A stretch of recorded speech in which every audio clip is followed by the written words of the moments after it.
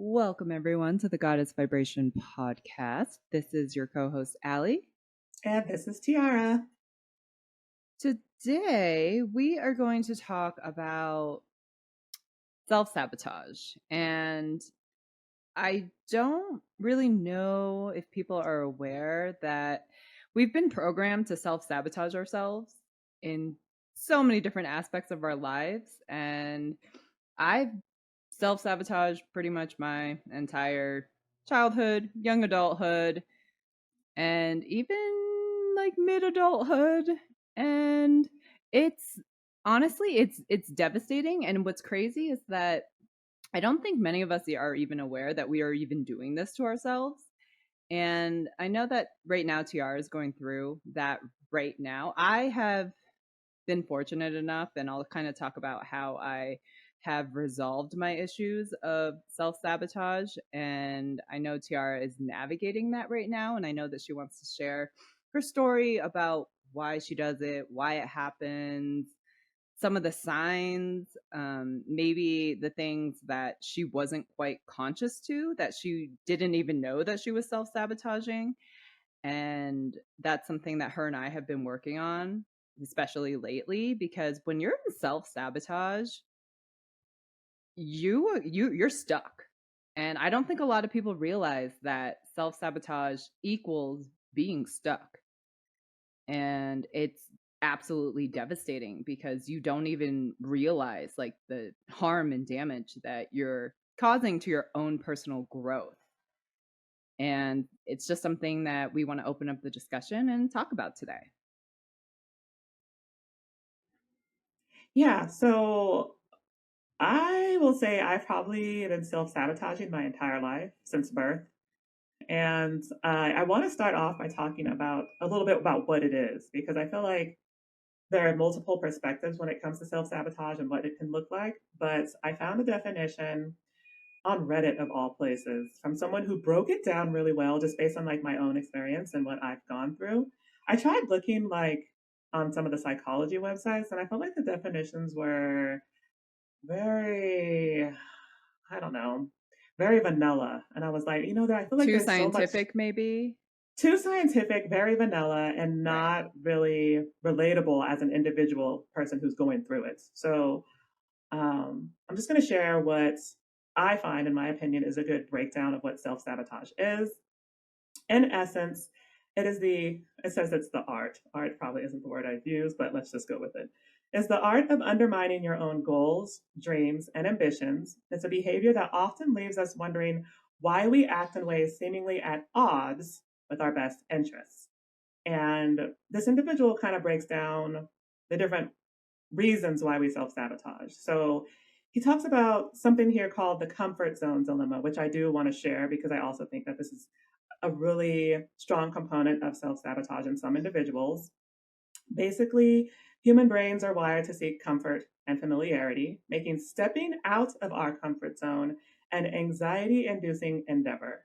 The brain often perceives the known, even if it's negative or unproductive, as safer than venturing into the unknown, which makes a lot of sense. And that's exactly what my mind does. He also talks about things like the fear of failure, imposter syndrome, immediate gratification versus long term goals, um, and then the inner critic, and that these are all different components of self sabotage. And honestly, I agree 100% that these are all different components of it, and they all sort of kind of combine to make it very difficult for you to reach your goals. Like, even if you really want to and you're trying so hard, essentially what ends up happening is things just blow up in your face. Like, you can't get off the ground. You get somewhere and then things crash or don't work out for some reason. Things don't come through or follow through. If you're working with other people, maybe they don't follow through or work or come through for you. It's just like always something that stops you from getting to where you want to go. And the crazy part about it is that often it's us doing it. And that can be jarring, especially if you don't recognize this about yourself and you don't recognize that you are carrying self sabotaging patterns and behaviors. So that's sort of a broad overview that I wanted to give before we dove into this conversation.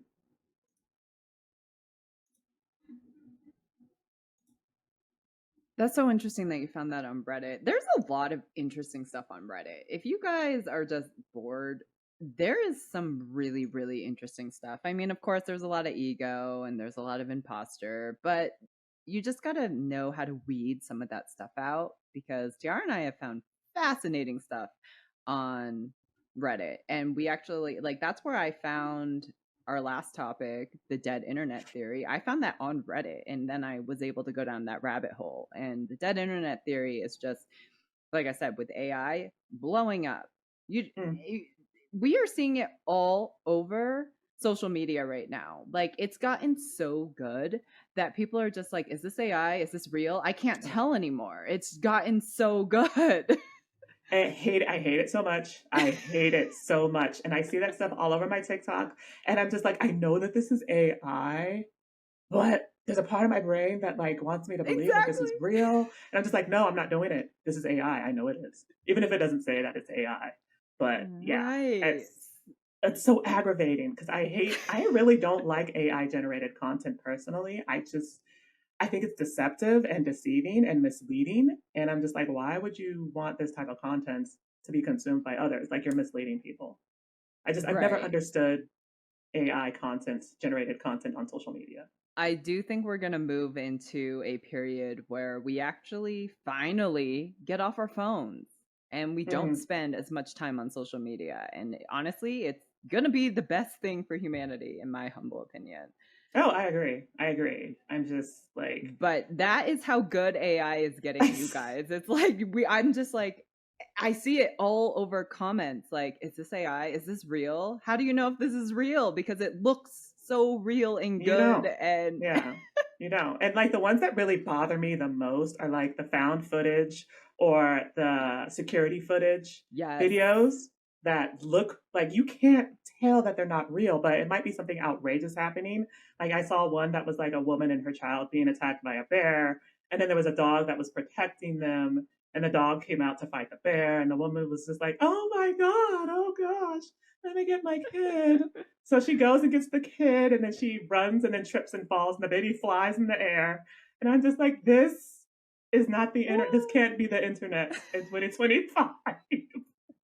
Right. So I don't, I mean, not to get off topic, it's just, it's absolutely crazy. So, I mean, like I said, best thing for humanity is that we reconnect human to human.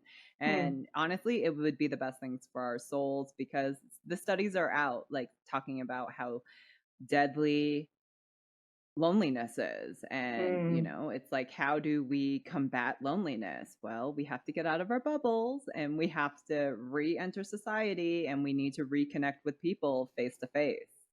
We do. Agreed. And I think that that's needed and necessary. And to the point where the whole concept and conspiracy theory about 3 days of darkness, like the internet's going Oh to go yes, out for like, I hope it happens. no, me too. I'm just like, yes, yes, bring that right now. So anyway, we got off topic. We always do that. Sorry. Well, Back to self sabotage. no, this actually kind of ties in a little bit because you have to understand that the way that our brains are wired, right? Like we are so wired deep into the programming where we are looking for, as Tiara just said, comforts, right? And so unfortunately, people find comforts in social media, and a social media was originally supposed to be for connecting friends and families and new connection. Like this was before AI even got integrated into the internet. And so, it was a way for us to connect to loved ones who were, I mean, both Tiara and I are both Americans, like across the country. And it's like, it was a way that like we could feel connected even if we were 1,000 miles apart. And obviously that has evolved and changed. But you have to understand that the self-sabotaging piece is that there's a lot of components, and I liked how Reddit broke it down, and comfort is definitely a huge hindrance. That's why, like I said, like one of my favorite quotes from, I heard it on The Greatest Showman, because I'm pretty sure P.T. Barnum said it, was comfort is the enemy of progress. And I don't think people really understand that. And that's something that I've really been trying to teach Tiara because, people, once you're comfortable, people don't want to step out of that comfort zone. And you have to also understand is that loneliness becomes a comfort, right? It's just like going out into society gives people anxiety, and people don't really know how to interact. And I know people, and this has been like a proven thing with studies, especially amongst Gen Zers. They get anxiety just needing to, the thought or needing to or having to talk on the phone. It's like they are so comfortable with texting, obviously, that people don't even know how to talk on the telephone anymore. It's not even human to human contact. And so if people are uncomfortable talking on the phone, just imagine what it's like being like, "Oh, I got to leave my house. I have to, go out into the world and be with people." Unfortunately, that's just how it is in 2025. People get anxiety over that. And it's really disheartening because it just shows how separated and dissociated we've come from, what it was 40 years ago when Tiarra and I were growing up before the internet bubble. And there's just so much other things with the self-sabotage, but a lot of it I would say comes like the first component is the comfort piece. People don't want to step out of their comfort zone. And then the other component, another huge component, is the unknown piece. People get terrified by the thought of the unknown. I was there. I know what that's like because I was there. I did not like change growing up. I did not like change. I was so uncomfortable with change that I resisted change. I was just like, how do I keep everything the same? And I realized like how limiting that really was. And I didn't realize how limiting it was probably until I was about 15. Like I kind of had that awakening about how limiting it was, that how much I just resisted and didn't like change. And I'm really happy I snapped out of a lot of things in my younger years, with the help of my parents, but also with the help of me building and the relationship with myself and trusting my intuition and really letting my intuition guide me.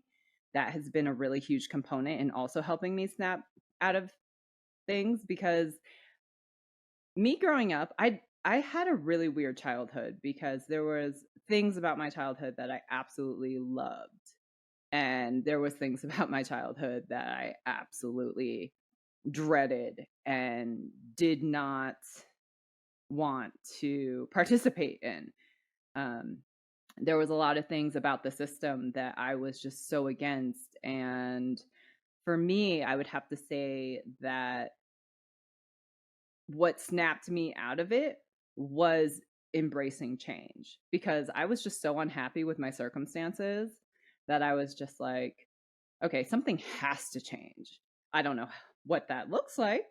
I don't know how I'm going to achieve it, but I just know that how everything is right now is unacceptable. And the only way that I know how to change it is by doing something different. And so I started exploring doing things differently from the age of 15. And you have to understand like where that has led me. That has led me to graduating high school early. I graduated when I was 16. It led me to leaving what I thought at the time was all my problems, Vermont, where I grew up. And so I got to leave the state. And then, I wanted to explore something different, because you have to understand New England is its own little pocket in America. It's like not very many people know about it. It's so funny. Like I was 18 when I moved to Hawaii, and people would be like, "Oh, where are you from? Where are you from?" And I'd be like, "Oh, I'm from Vermont." And I don't want to be disrespectful, but like they used to ask me, "Oh, what state is that in?"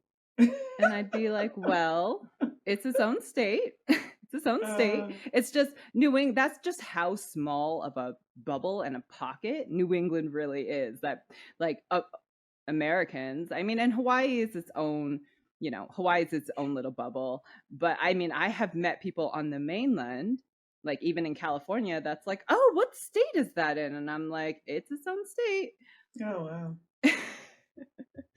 And so it's just really interesting, it's like, okay, so Americans, we are known for being horrible at geography.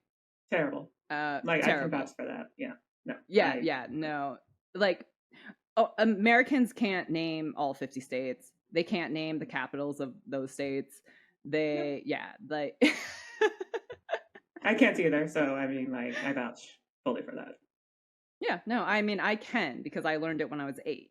But like I'm also really good at geography. I also really I like I just took a interest in it because Mm-hmm. I have always been interested in traveling, so of course I'm quite good at geography. Hmm. But it's just really interesting because like I said, New England is its own little bubble, and it's not for everyone. And I know a lot of people, especially if you look at the demographics for Vermont in particularly, it's just like the age demographics that are there are like 18, like baby to 21, and then like the next age group is like 50 to or 45, like 45 to like retirement age. And so it's like there's this whole gap of people missing from the age of 21 to 45. It's like, where's Hmm. that entire age group? Well, it's just because it's its own little bubble and people want to see like what else is out there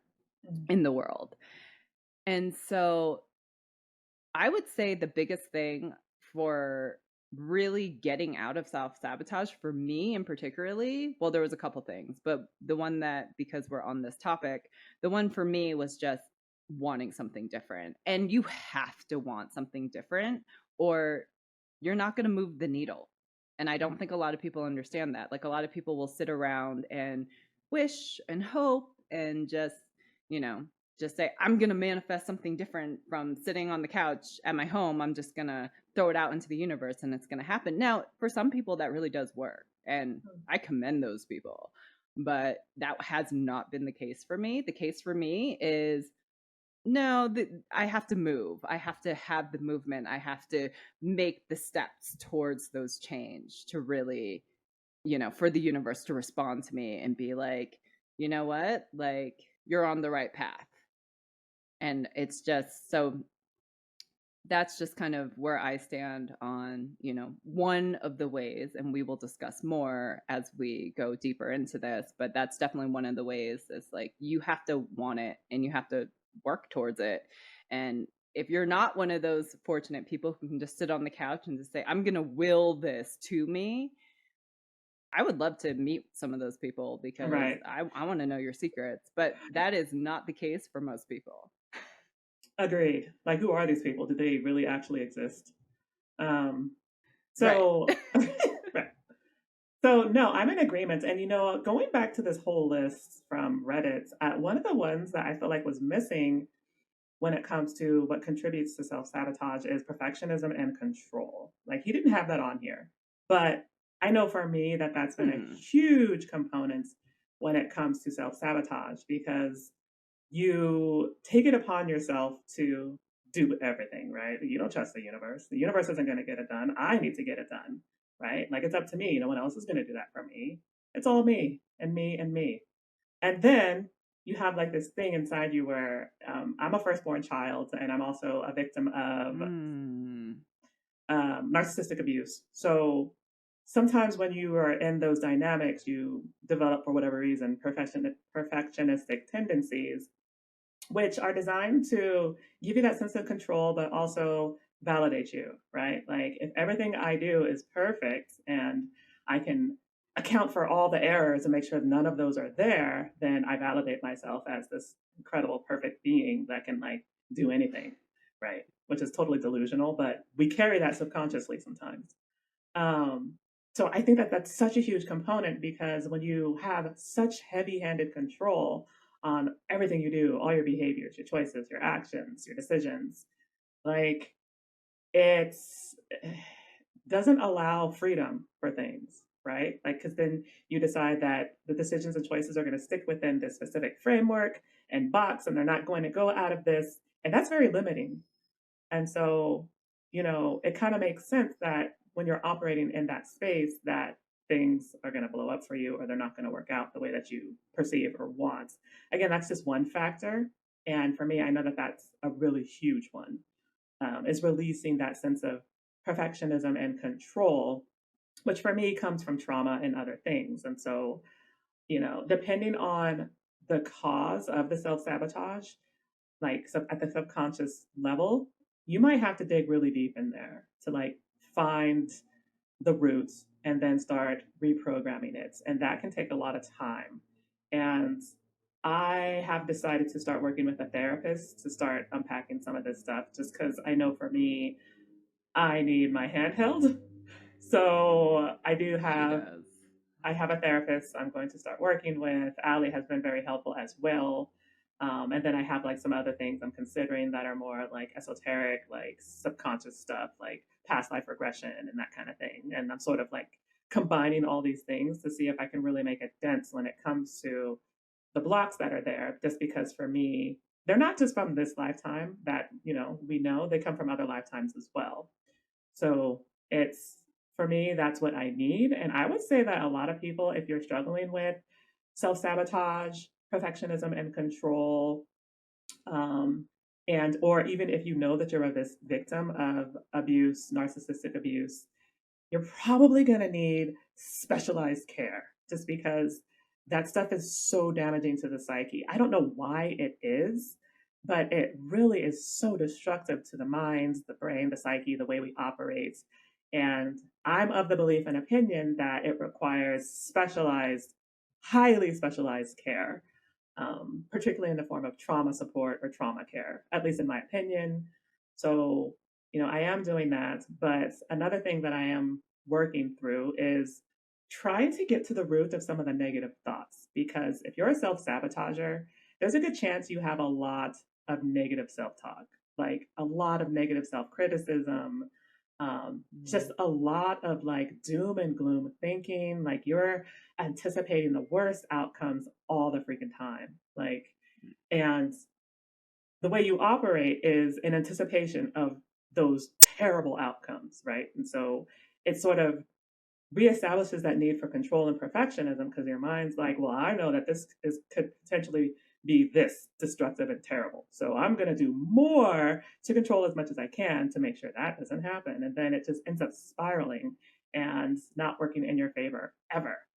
So I know for myself that I have gotten lost in some of the self destructive behaviors when it comes to a lot of my endeavors, projects, business endeavors, things that I've just like wanted to do.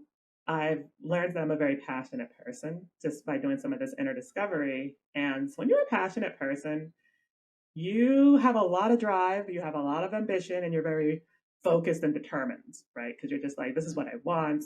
This fuels me, it excites me, and like nothing's gonna take this away from me, right? Like it's just, you just have this passion within you.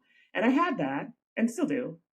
It's just when you self sabotage yourself, you can never get there. And it was Mm. always something that was stopping me from getting there. Like, for example, when it came to some of my business endeavors, I didn't promote or market enough the way I should have. But the reason why I didn't is because I didn't have the money. And the reason why I didn't have the money is because I had all these limiting beliefs around money and how to control it. And so it's just kind of spirals into and like seeps into different areas and aspects of your life and just makes achieving your goals so incredibly difficult.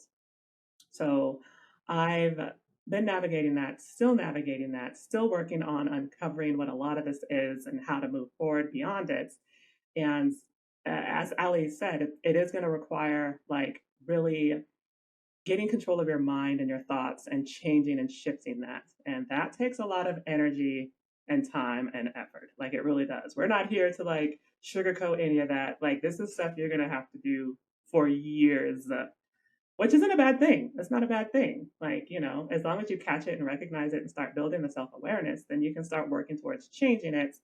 But it does require effort and consistency, which is another issue I struggle with. So um, Yeah, I wanted consistency is a really big one. I'm just like, so, and it really, like, it. It's so crazy.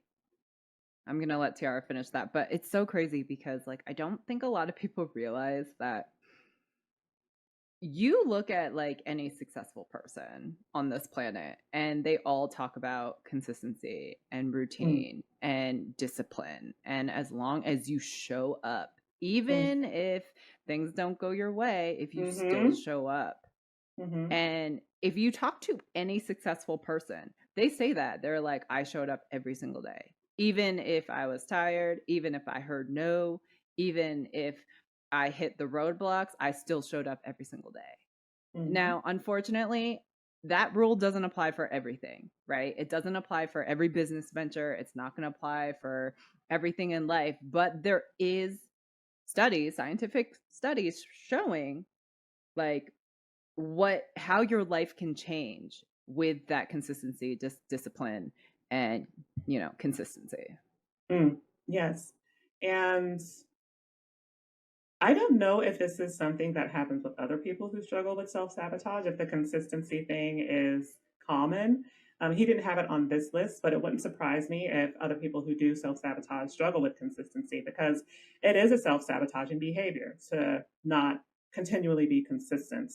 And I know for me, it kind of had like this reverberating effect, right? Like I would show up initially Mm. and do what I need to do. And then when I didn't see the results or I ran into a snag or a problem, my mind goes, oh, see, this isn't working out. We need to try something different. We need to do something else. And so I would just go, oh, okay, well, then I need to try and do something else without really considering that consistency must continue and like keep going even if you don't see the results you want to see. My mind didn't do that. My mind said, if you don't see the results you see, change, do something else, do something different. So again, that was just me. I don't know if that affects other people. I'm sure it does in different ways, but that's just the way my mind operates. So for Right. me, multiple different components that are causing the self sabotage, some of which I probably haven't even discovered. Um, so yeah, again, that was just what I discovered and noticed when it came to the pattern that I was dealing with.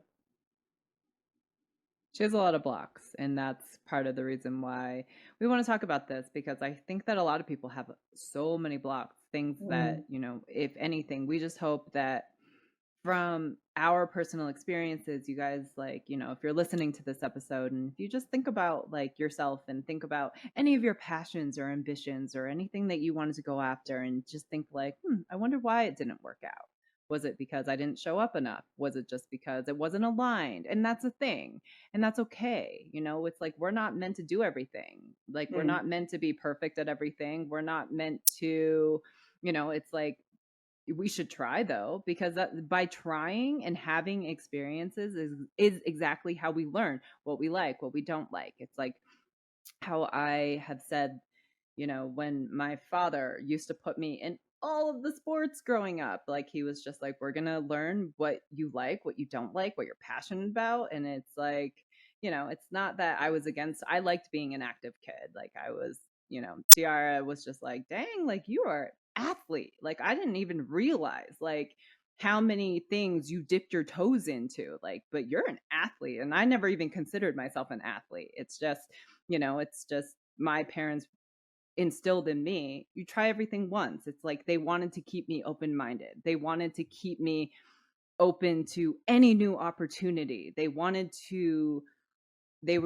me to grow, right? And so like for them it's just like by them throwing me into all these different sports and encouraging projects and trying musicals and joining choir and just doing it all, they were just like, you're going to learn like what you're good at, what your strengths are, what your weaknesses are, and really just encourage me to not be afraid to try something new. I love that. I think that's such a great way to find out and discover a child's natural talents and nurture it, is to just throw them into different things. I did coming up do soccer. My mom put me in soccer because I was a very shy, awkward child and I had like social anxiety. So Mm. she was like, maybe we should put you in a sport just to accustom you to interact with other people and like socializing better, which did help. I didn't really care for it, but it did help when it came to learning how to socialize better. um, the other one I did was basketball, and it's really interesting because I was a tall kid, and so I would always have people being like, "Oh my God, you should play basketball. Do you play? Like you're so tall." And I so said I that did. too. Yeah, I did take up basketball, and I hated it. I hated basketball. I did it for like 2 years because everyone else told me to, and I fucking hated it. I was not aggressive, and my coach was always like, "You have so much potential. Like, just get in there and like pivot and push that kid out the way. Like, I know she's bigger than you, but you can like push her out the way." And I was just like, "No, I don't want to get hurt." So I was terrible at basketball. Did it up to my freshman year of college. I would have done it my sophomore year, but the coach hated me and I hated her. So sports kind of stopped my sophomore year of college. I will say one of the things I wanted to do that just wasn't an opportunity for me was model. I got a lot of people who would say to me, "You should be a model, like Tyra Banks, honey. That's you." And I did one thing. I went to like a modeling audition. I went to a modeling audition for a school. It was like this like prestigious modeling school. My dad took me, and I walked the runway, and they loved me, and they were like, "We want you in our school." And then they were like, "Here's the price tag," and my dad was like, "Ah, so that never Oh. happens. Um, but like outside of that, like I didn't really, it wasn't like, I didn't really have the same exposure to sports like that. A couple sports here and there. Outside of that, nothing really interested me, except modeling. Modeling did interest me, but I didn't really have like that same exposure, unfortunately, which would have probably been very valuable had I had something similar.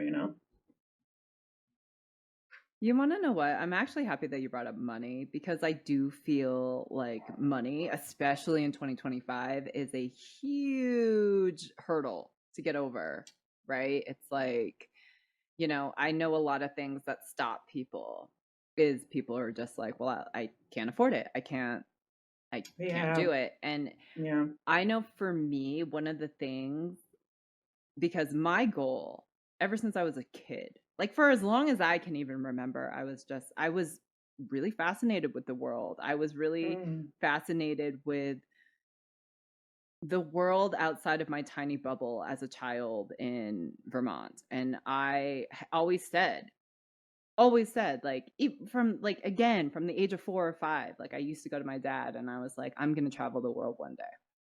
I And love so, that. and I would just say it. And, when I finally reached my mid 20s, I didn't have the money to do the trip that I did. I did not at all. And I was still paying off student loan debt and all of this stuff. And my dad was just like, hey, if you really want to travel the world someday, go get certified to teach English. And I didn't even consider it. I didn't really ever have any desire to become a teacher, not gonna lie. I just wasn't on my radar of career paths. And he was like, Allie, it's not solely about teaching. Like, yes, like if you're gonna be an educator, like I want you to step into that role and I want you to do well at it. I don't want you just to, get it and kind of half-ass it and just Yeah. use it as a tool to go travel. Like he was just like, I didn't raise you like that. Um, but he was just like, if you really want to travel, he was like, that's what you should do. And I was like, you know what? It's a great idea. And it did. It that was my ticket out of America. That was my ticket to land into other countries, be able to work and Mm, continue to travel and pay off debt. mm, And I was just like, I love how he listened and he knew like what my dream was, what my goal was, and he was just like, this is how it's obtainable mm. and for you to support yourself. And I was just like, sign me up.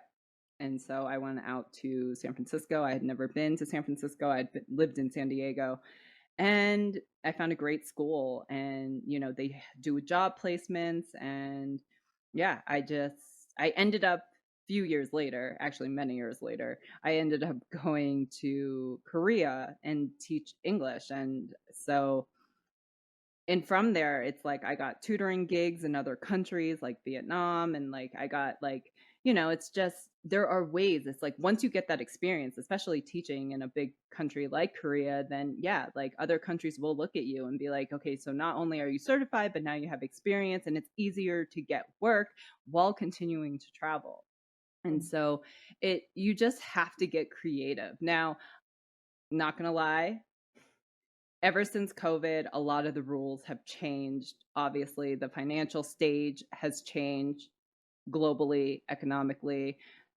Unfortunately, like Tiara and I, we have been discussing that the golden era is kind of over, and it sucks. And but it's true. I like we none of us really know where we're headed as a society. There's a lot going on in the political stage. There's a lot going on economically. And, with AI, they're trying to roll out digital ID, which some people call the mark of the beast. And so there's just a lot going on. And so what worked for me even 7 years ago might not be relevant today. But, you know, a lot of people are just saying is that our system's broken. Our system is broken, and the only way to move forward is to pick up new skills because the world is ever evolving. We need to keep up with the times. We need to learn new skills, and we need to be able to create. And so we're actually kind of being forced into, if you want to survive, you got to be able to create and provide something for the public as we transition into wherever we're headed, because I don't really think anyone knows. Yeah, I have no idea where we're headed. Uh, but I full heartedly agree. And that's why it makes things like working through your blocks so important, because if you need to create to survive and you've got self Exactly. sabotage patterns, you're going to have a bad time. I'm just going to let you know that right now, that you're going to have a very bad time. So it's so critical and important that at this stage where we are societally, that we start working on ways to overcome the things that stop us from achieving our goals and being the individuals that we want to be. Otherwise, it's gonna not be pretty. And I recognize that, and I do want something better, and so I do continue to push through and work through many of these blocks and limitations. The ones I'm really focusing on right now are tied to like generating income, because outside of the self sabotage behavior, I also carry limiting beliefs around money. And I do know a lot of it comes from my upbringing, because there were just many circumstances where I had a dream or something I wanted to do, and we couldn't do it because of money. We didn't have the money. There's not enough money. We can't afford it. And so I internalized that. Um, I can think of two specific, very pivotal instances where that happens, where I, the modeling one was one of them, but I also wanted to go to a Black college, or an HBCU, as they're traditionally known, and couldn't do that because, again, we had financial limitations. And so, again, I would internalize that, like, okay, so when it comes to attaining your dreams, you need money for dreams. Got it. Okay. Um, and so that has manifested as its own set of issues, like down the line as I've gotten into adulthood. So, once you start like going and unpacking some of the programming and the trauma that's tied to it, you will find very interesting things. Like I found so many incredibly interesting things that I didn't even know was there. Like I think the other day I discovered uh, that when it comes to money, that I had this need to control it so heavily, because I'm always feeling like it's slipping through my fingers for some reason. But in doing that, it makes attracting money harder, because now again I get back into that control mindset, and I'm just like, all right, money gets managed within this box. This is the box that manages my money. My It doesn't change. That's that. So I've had to shift that, or at least start working to reprogram some of that, so that money can flow to me the way it should. Because again, as long as you limit yourself in the box of control, things aren't going to flow to you the way they should and the way the universe wants it to. So, um, again, these are just my examples and some of my experiences when it comes to navigating through some of this stuff. But I do hope that it's helpful to others that might be going through something similar, or if you think you might be dealing with self sabotaging patterns and behaviors. I would say one of the telltale signs of potentially being stuck in self sabotage is you feel like everything blows up in your face, like everything, anything and everything, any endeavor, project, goal, dream, you can't get it off the ground. You try so hard and you put so much time and effort and energy into it to the point of burnout, but you're still not seeing the results. You don't know why. You think you're cursed. You think there's something wrong with you. You think the universe has it out for you. There's a good chance that you're stuck in some type of self sabotage pattern. So I hope that's helpful to others who aren't sure why they're having the struggles that they're having. It might definitely be worth exploring to see if there is something going on in your energy that is self sabotaging you. Absolutely. And another thing that I think should be highlighted in this episode, because we are talking about self sabotage, is that when we self sabotage, it bleeds into everything. It Mm-hmm. bleeds into everything. It will bleed into your ability to make money. It will bleed into your ability to manifest the things that you want. It will bleed into your relationships. Oh, And that yes. is a really, really big one that could probably be its own episode. Actually, But it should be. it probably, yeah, no, it probably should be, but it bleeds into your relationships. Unfortunately, that has happened to myself because I was stuck in self-sabotaging behavior. And I know other people that it happens to as well, that they just can't get out of their own control. They can't get out of their own wounds. They can't get out of their own trauma. They just think like, okay, like I need to emotionally withdraw. That's a really big one when it comes to how self-sabotaging bleeds into relationships, emotional withdrawal and avoidance. And Mm-hmm. I mean, sadly, it all really kind of stems into different branches of trauma.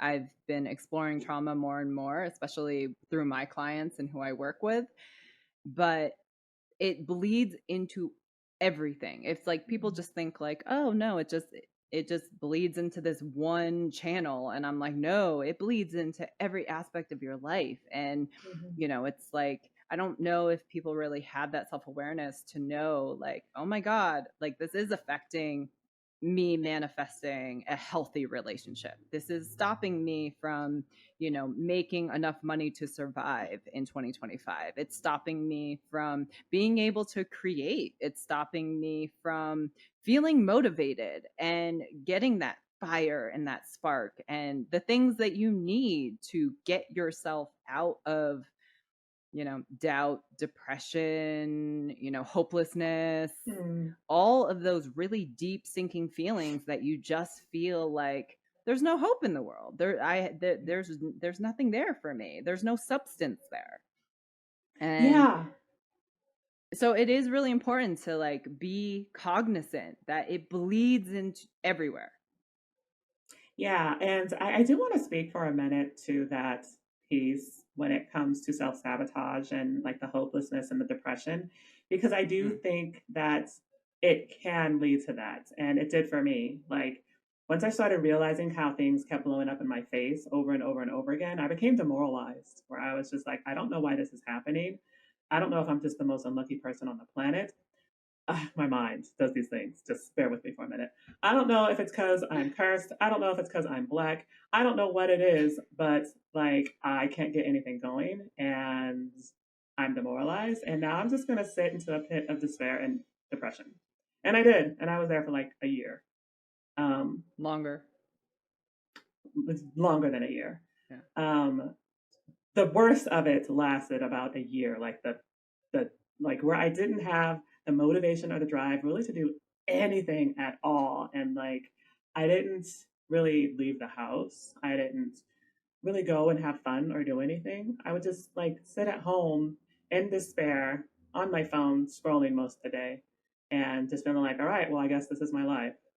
So It's really important that if you think you're dealing with self-sabotage, to really get a hold of it and catch it. Otherwise, it can lead to things like anxiety, panic attacks, depression, despair, hopelessness, helplessness. So it's one of those cycles that I think is one of the most difficult to deal with. Like self sabotage, especially if it's really bad, is such a nasty, nasty cycle. I don't know if it gets much worse. I'm sure it does. I don't want to know that what that might be, but it's nasty. And so we share this because we really want to help you guys, particularly if you think you're struggling with self sabotage, to get ahead of it because you can. You just might need help. It's going to require catching and reframing the negative thought patterns. It's going to require going into some of your trauma and seeing what might be contributing from your past. It's going to require perhaps even working with someone, getting a therapist. I know when it comes to self sabotage that there's a link between that and narcissistic abuse. Mm-hmm. So that might be something worth looking at because I know a lot of people do deal with narcissistic abuse, particularly in the form of relationships.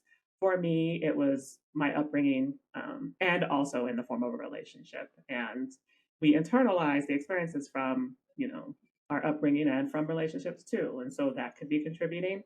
So there are things that you can do to try to get ahead of it. You just have to put in that time, effort, and energy. And once you do, you'll start to discover things, and then you'll start to like build that confidence back up as you start discovering why you act the way that you do.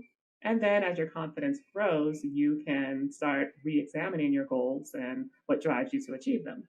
So it is a process. It takes time, it takes self-compassion and patience, but it's absolutely doable.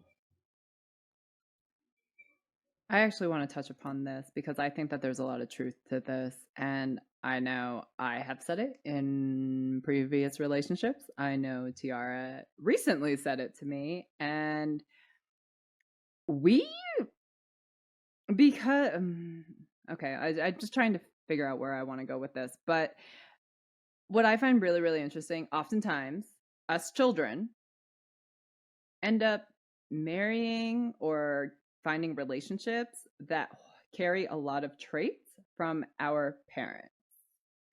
And, my last long term relationship, I even told him this. I was like, you remind me a lot of my dad. And I had a fantastic relationship with my father. And so, like, it was a great relationship for me. We weren't perfect. We definitely had our ups and downs. But I was just like, yeah, no, he carried a lot of the traits. Like, my dad was just this non worrier, hippie guy, super chill, really intelligent, just really like fun and easy to be around, open minded. He was exploratory. He loved to travel. He loved to read. My dad was chief. Uh, my dad wrote a newspaper. He was the chief editor of a newspaper, and so like great around people, amazing interviewer, really articulate. Like he was just he was someone to look up to, and I have a lot of respect and so thankful that I got to grow up with that. And so it's like when I had met this guy, it's just so many similar traits, just super chill, easy, not really worried, not afraid to call me out on my shit. Which was extremely helpful. And it's just I had parents who called me out, and that was Mm-hmm. I didn't like it back then. I was just like, I took it really personally. I got Mm-hmm. defensive. I was just like, well, I don't think you guys really like me, like the Mm-hmm. way that they used to call me out. And so, but now I realize, like, now that I'm an adult, I was just like, no, they were doing me a huge service, a huge service in life. And, it's like, I remember because Tiara and I have known each other 11 years. Like, when I was in that relationship, she'd be like, why are you even with this guy? Like, he kind of sounds like an asshole. And I was just like, and I was like, no, it's actually like, yeah, he didn't approach it the best way, but it was actually really beneficial because it woke me up to my behaviors, to my patterns. And those are things that I needed to overcome to become a better person. And so it is really interesting how oftentimes we will find traits in partners that our parents had. And so I know, like, in Tiara's marriage, she was just like, I married my mother. And I was just like, I didn't know her mother. I only met her husband. I've never met her mother. And I was just like, well, if your husband's anything like your mom, then that says a lot. Yeah, I recently had that revelation that the traits in my husband were very similar to the traits of my mother. And both of them were very controlling, very manipulative, and showed traits of narcissism or like narcissistic features, like everything was about them and like what they wanted for themselves. And any of the actions that they dictated or the way they treated me or, my sisters was about fulfilling their wants, needs, and desires. And the thing about it is that I don't know what it is about narcissists, but they're so crafty and they're so good at it that you don't like consciously see it and you don't subconsciously see it either until later and you see all the trauma and wounds. But like it's just initial impressions of these individuals, you would never think that they had any narcissistic traits or features. And like, I never considered my parents to be narcissistic at all. I was like, they were a great parent. They provided for us and gave us what we needed. They didn't provide any emotional support, but hey, we had food and we had a house and we had clothes. Can we really complain? Um, Right. so yeah, it's really interesting. Like the narcissists, um, and their traits and features, they're so sneaky and crafty and clever and like you would never have any idea that anything that they dictated towards you or any of their actions and behaviors towards you was geared towards themselves. And I never recognized that ever, not with my mom, not even with my husband until I left later. Did I realize that a lot of the things that he wanted from me and of me were for himself. um, I did recognize that later, and like it made me sit back and think. And that's when I sort of put two and two together. I was like, huh, I think my mom did the same thing. Oh wow, Right. yeah, Right. I married my mother. Oh, Wow, yeah. that's really crazy. But it makes Um, sense though. But it absolutely makes sense that because it's what we grew up with, it's what we know. And so of course, we're going to attract those types of people into our lives. right, right. No, it makes total sense. It's just kind of Yeah, a mind fuck in that way because it's just absolutely. like it's a total mind, and I'm just like, wait, how did that happen? Like. So, yeah, that's something your partner or your spouse can tell you a lot about your upbringing. Absolutely. Absolutely. Hmm. Yeah. So I think self-sabotage is such a fascinating topic, and it's super interesting just to go down the rabbit hole. And if we like look at the world around us and the people that are in our lives, it's like how many of those traits that those really close people we have in our life resemble our family, what we grew up with. Hmm. And Oh, so yeah. it's like if you just take a step back just to think and take like a good look around, I think you would be pleasantly surprised. Yes, Or absolutely. unpleasantly surprised, just saying. Yeah. For me, it was mostly unpleasant, but like, again, I'm all about discovery and I like discovering all these things down there that I don't know about. I think it's fascinating. I think it's Oh, interesting. same. Yeah, and I'm just like, oh wow, I discovered that. That's really interesting. Wow, I had no idea that was there, but I'm gonna hold on to that and do something with it eventually. So it can be a very insightful process, you guys. A really interesting stuff, like discovering these things about yourself, about your past, about how it affects your behaviors today, about how your inner child was affected. And then once you have that awareness, you can do something about it and then shift your life for the better. That's really all it's about. Absolutely. And I love being able to be a part of Tiara's journey and all of this. Like, I was really one of the only people who was just like, "Hey, there's something off about this person," and she ignored me for 10 years, but what matters is that we got there. True, true. Yeah, Allie's like the only person in my life that's ever called out anything that I needed to see. So I'm very, very grateful to her because without that, I would probably still be stuck in a very narcissistic and emotionally destructive relationship, and job and in a place that I burn up in every summer. So I'm very grateful to Allie and her assistance and guidance over these years. I would not be here if it wasn't for her. Aww.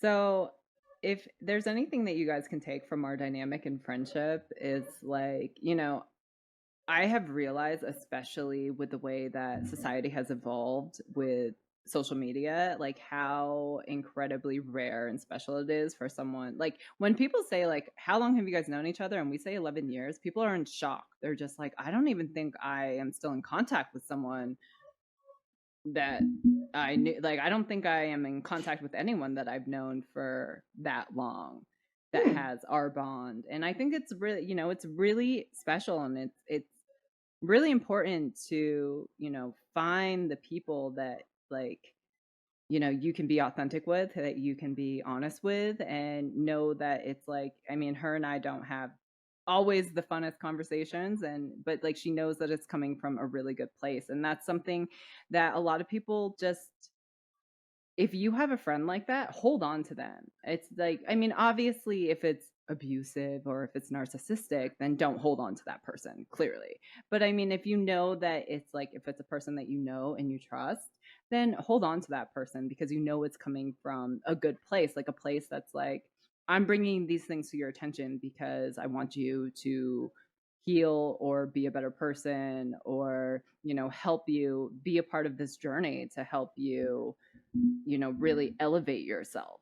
Because it's just like, just not, unfortunately, there's less and less inspiring people out there these days. Finding someone that you vibe with, can look up to, someone that will help you, it's more rare. It's just, unfortunately, that's just the way it goes. And so, like, this is why we stress community. This is why we are stressing, like, togetherness, community, because we need each other now more than ever. Humanity needs to come together, and we've been seeing that, especially, what's happening on the global stage with these governments across the entire world. That's just like, who just, unfortunately, they're all narcissists. They have too much power, and they're trying to take what they're trying to squeeze whatever they can that's left out of us little people, and us working class people.